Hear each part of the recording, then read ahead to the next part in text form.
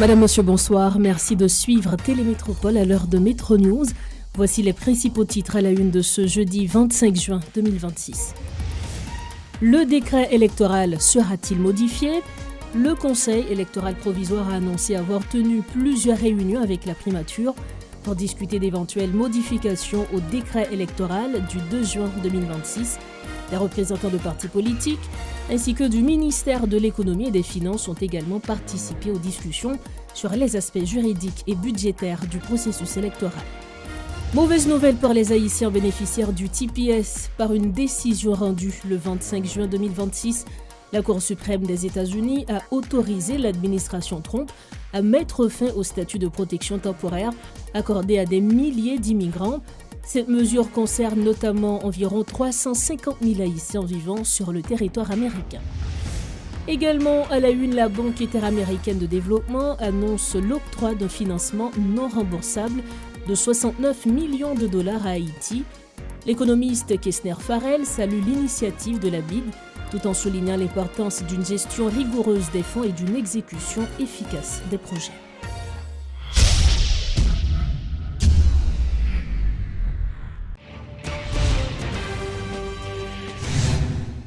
Bienvenue au développement des titres de l'actualité. Le Conseil électoral provisoire a annoncé qu'une commission bipartite composée de 3 de ses membres et de représentants de la primature a tenu plusieurs réunions de travail entre le 11 et le 23 juin afin d'examiner les modifications à apporter au décret électoral du 2 juin 2026.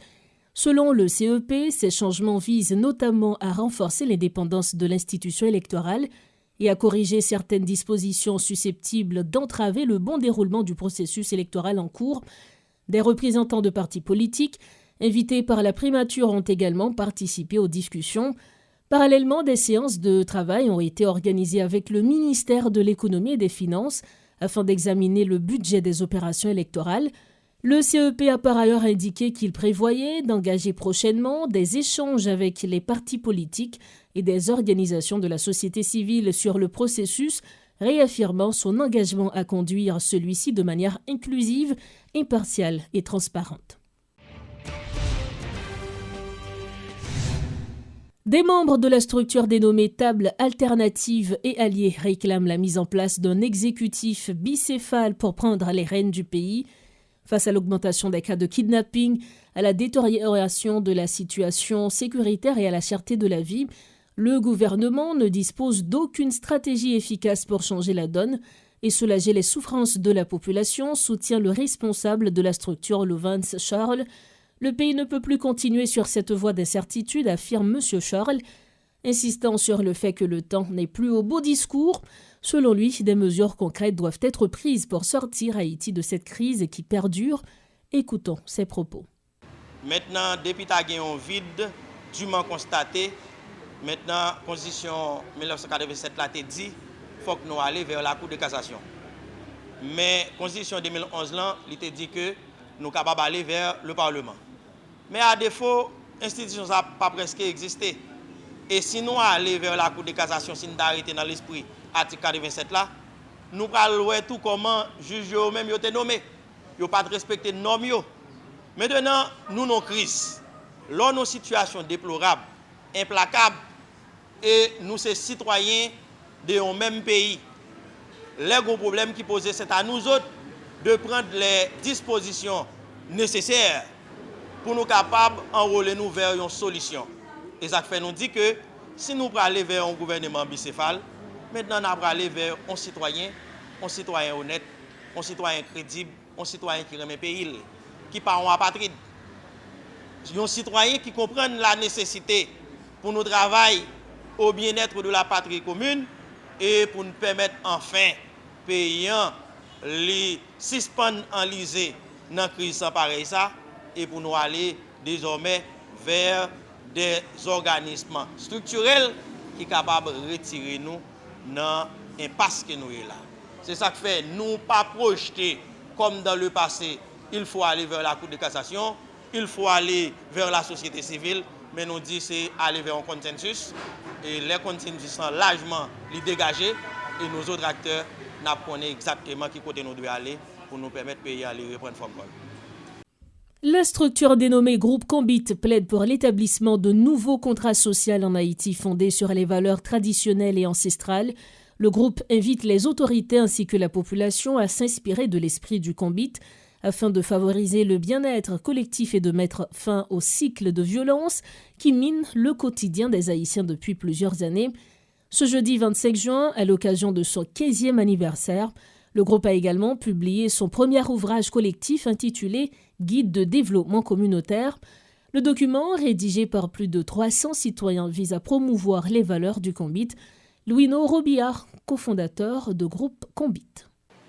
Bon, première fois la Combit là, c'est pas nous mêmes groupe Combit qui fondé les. Combit c'est haïtien. C'est haïtien des son pratique que moun yo joine surtout dans milieu paysan et on capable dire dans dernier après indépendance. Après indépendance, moun yo plus suivre trace dans milieu paysan. Ça fait souvent des 10 moun qui a passé dehors dit qui ça Combitier, gen 7 à 8 là-dedans qui a dit c'est façon moun yo travaille la terre. Mais Combit là li plus que ça. Combit là c'est une philosophie, Combit là son mode de vie, un ensemble de valeurs et de principes ou ka appliquer dans n'importe quel métier que vous fait.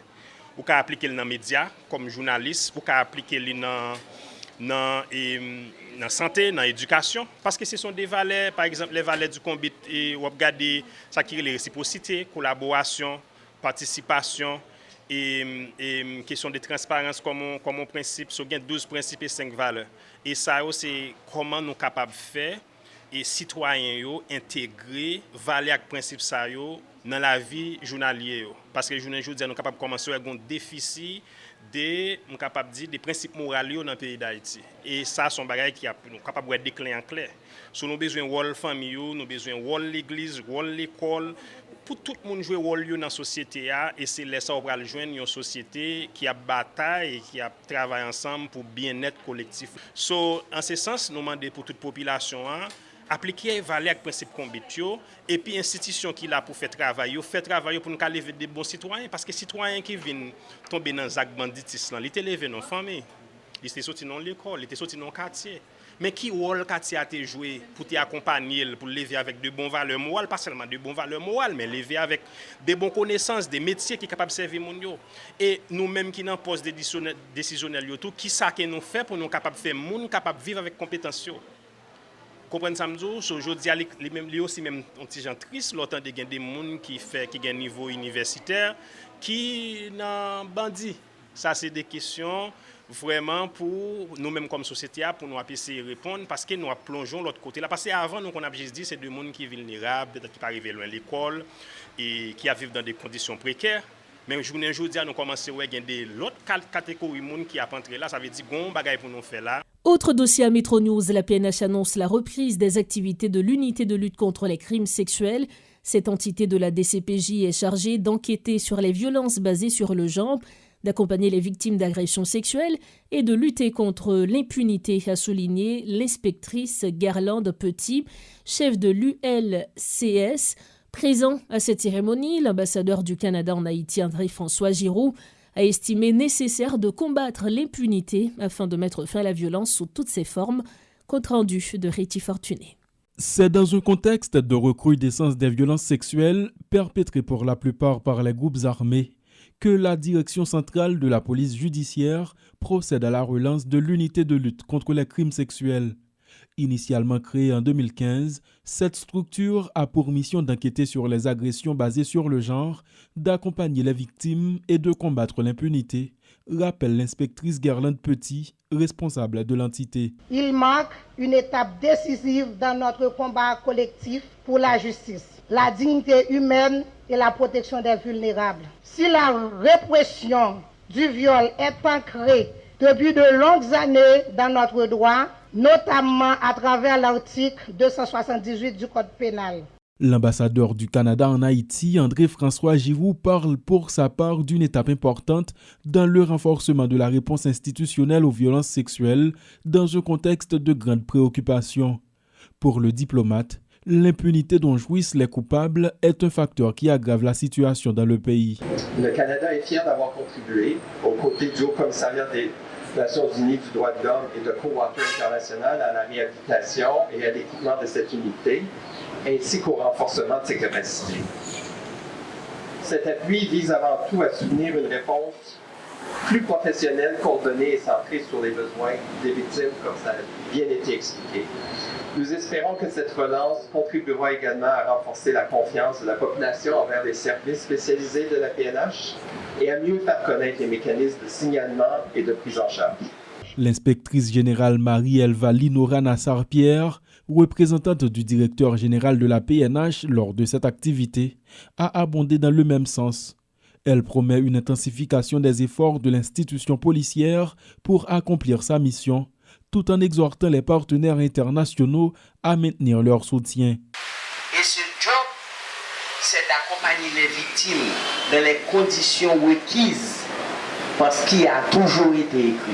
C'est de suivre les procédures, accompagner dans les suivis de dossiers. Nous savions tous dans la police que pendant un certain temps, on a beaucoup minimisé. Mais là maintenant, nous sommes à l'épreuve. Les violences sexuelles et sexistes ont connu une recrudescence alarmante depuis 2021, a alerté Médecins sans frontières dans un rapport. Elles sont systématiquement utilisées pour semer la terreur au sein des communautés et touchent de manière disproportionnée les femmes et les filles. Cette situation est d'autant plus critique qu'elle survient dans un contexte de détérioration des infrastructures, des services publics et des conditions de vie, après des années de violence et d'insécurité généralisée, déplore l'ONG. Comme annoncé en titre, la Cour suprême des États-Unis a autorisé ce jeudi 25 juin 2026 l'administration Trump à mettre fin au statut de protection temporaire accordé à des milliers d'immigrants haïtiens et syriens, ouvrant ainsi la voie à leur éventuelle expulsion. Par un vote de 6 voix contre 3, la majorité conservatrice de la Cour a estimé que la loi limitait expressément le pouvoir des tribunaux de réviser les décisions du département de la sécurité intérieure relatives à ce programme humanitaire. Cette décision annule les blocages imposés par les juridictions inférieures et concerne directement environ 350 000 Haïtiens et 6 000 Syriens bénéficiant de cette protection aux États-Unis. Le juge Samuel Alito, auteur de l'opinion majoritaire, a affirmé que les tribunaux avaient outrepassé leur autorité en contestant la décision de l'exécutif. La Cour a également rejeté l'argument selon lequel cette mesure était discriminatoire, jugeant insuffisants les éléments et déclarations politiques invoquées par les plaignants. Pour refermer la page nationale de Métro News, l'économiste Kester Farrell salue l'approbation par la Banque interaméricaine de développement d'un financement non remboursable de 69 millions de dollars en faveur des infrastructures du sud d'Haïti, tout en exprimant de sérieuses réserves quant à la capacité d'absorption des zones sinistrées. Il appelle également à une vigilance citoyenne accrue dans la gestion de ces fonds.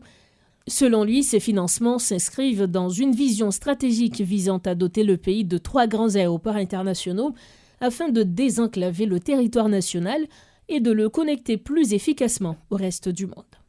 C'est une très bonne nouvelle. Nouvelle la tombe même pour Haïti pour jouer le dernier match de la Coupe du Monde. Non? Donc nous, un petit peu concentrés sur la Coupe du Monde, mais il faut connaître que l'autre bagage qui passe dans le pays. Pour deux sujets là que un petit peu ignorer, que ce soit gasoline pour y abaisser sur les marchés internationaux.